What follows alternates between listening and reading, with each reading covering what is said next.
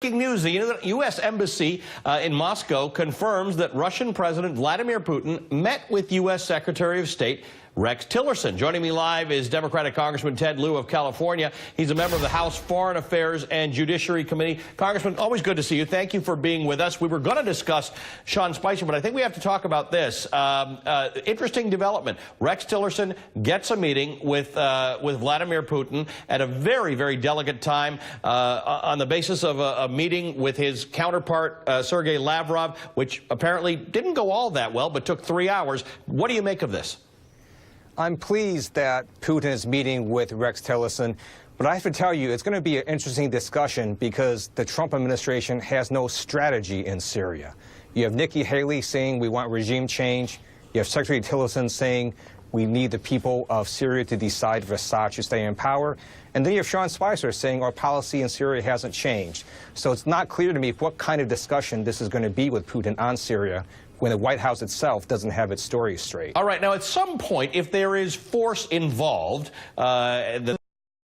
in 2003, you and your fellow members of Congress are going to have to be involved in this. So you must have thought this through to some degree. What, in your opinion, is a strategy that we should be employing in Syria with regard to the refugees, with regard to what Assad does to his own people, with regard to Russia and Iran's strategic interest there, and with regard to ISIS? If Donald Trump truly cares about the beautiful babies of Syria, he wouldn't ban them from entering the United States as refugees. We need to absolutely make sure that refugees, children, women, senior citizens fleeing Syria need to be able to come to the United States for safe haven. He also needs to come to the United States, the president that is, and seek authorization from Congress before he uses any more military force in Syria. That's what the Constitution demands. And where do you think people will fall on that? Because the last time President Obama tried that, it didn't work. Congress did not authorize use of force in Syria in 2013.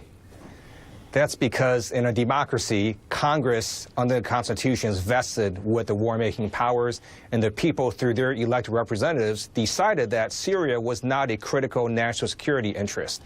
I've yet to see Donald Trump explain to the American people why we're engaged in a civil war halfway around the world. If Donald Trump can make that case, then he can get the authorization. What's your view of it, though? If it is seen as a civil war, and it's a view that the United Nations takes, does the world or the United States not have a role that involves the military in a place like Syria?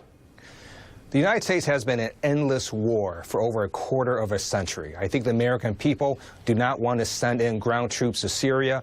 And if you don't have that option, then really you need to resort to diplomacy.